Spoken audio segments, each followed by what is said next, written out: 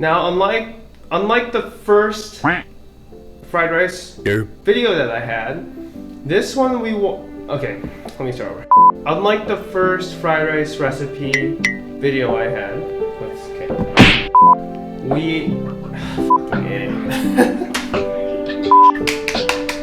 kimchi bean bokkeumbap.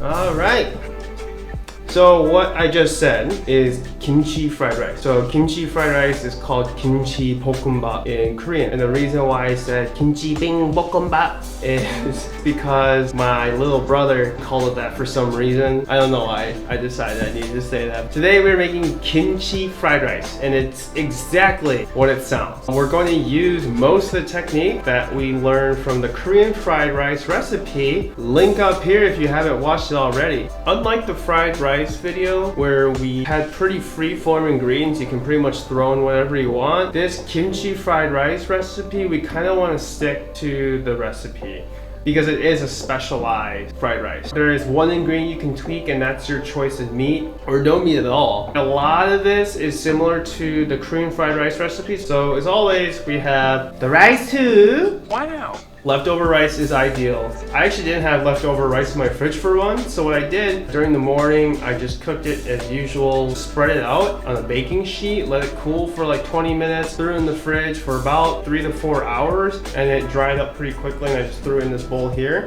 That's how you do it if you need that leftover rice in a pinch. And the reason why we want leftover rice as opposed to fresh rice is because when it's dried up, it's easier to fry. If it's too wet, there's too much moisture in the rice, and soggy fried rice is no. It's very bad for you, okay? About 2 cups in here. Kimchi, about 2 cups as well. For the kimchi, you want to use sour kimchi if you can. And basically all that is, it's kimchi that's been in your fridge for at least a couple of weeks. You do not want to use fresh kimchi for this. Sour kimchi works better for stir fries and soup, whereas fresh kimchi is better for eating on its own. Any hoosers, we don't want to have too much kimchi juice because, again, we want to avoid soggy fried rice. You can find this at most grocery stores these days. My recommendation would be to go out to a Korean or Asian grocery store and getting like authentic shit. Next, brown sugar. A general cooking technique is that to balance out sourness or acidity, you use sugar or sweetness. 2 teaspoons here. And then this is another Korean ingredient. This is gochugaru, is Korean red pepper flake. It's not super spicy. It's more for like appearance and some flavor. I could say you could sub in crushed red pepper flake if you don't have gochugaru. Just be careful because that stuff is actually a lot spicier than this. 2 teaspoons here as well. Cut it down to 1 if your spice tolerance isn't very good. I know I cut in half what I cooked for my girlfriend. Then we just have an egg. To me, kimchi fried rice isn't kimchi fried rice without a fried sunny side egg on top. For garnish, sesame seeds. We'll use a couple shakes of sesame seed while we're cooking, but for garnish, we'll use it too in a different fashion. I'll explain that in a bit. Soy sauce, as usual, just like the fried rice video, we're gonna pour it directly on the pan and really sear it. And I forgot to mention, we're gonna do that with the sugar too, so it's gonna be, oh yeah. And lastly, neutral flavored oil. I use avocado oil. I think you should too, but you do what you want. It's your fried rice. Are you ready, kids? Okay, so I have 2 sticks of green onion here. If you can't tell, green onions are a staple in Korean dishes. It's the basis for a lot of flavor. And I think green onions or scallywags, I think you should always have some in your fridge. Like, they're so versatile. You'll typically find like pork belly, spam, bacon, sausage as a meat element. I don't want to eat meat today, so I'm gonna use mushrooms instead. Feel free to completely omit meat. I've done that plenty of times. And then for garnish, we're gonna do roasted seaweed. In Korean, it's called kim. Okay, this is very optional, so don't go out of your way to buy this. But if you have it, freaking sweet. If not, that's cool. Just more in pestle here. Throw some sesame seeds in here and just give them a little crushy crush and sprinkle on top. When you do that, it releases a lot of flavor and it's freaking sweet. I tend to see garnish as very optional thing. If you don't have it, it's fine. It's cool. If you don't have a mortar and pestle, you can just pour into like a bowl and use a ladle and just kind of crush it that way. So let's get started. Let's start off by chopping the green onions and then set aside in your frying pan. Slice the mushrooms in 1/4-inch slices and put into a bowl. If using roasted seaweed, cut into thin strips and set aside later for garnish.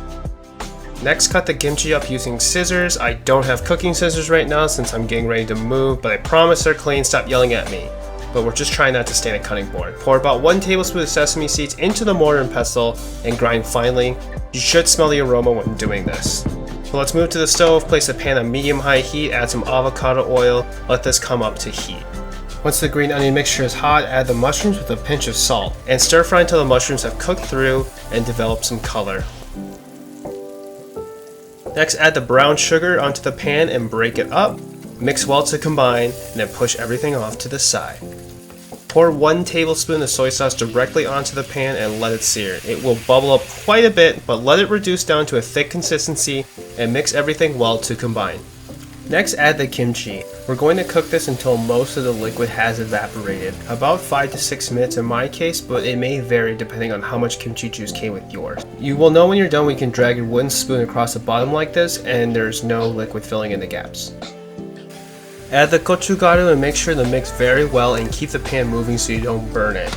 I noticed my mixture was looking a little dry, so I add some water, mix again, and set off to the side.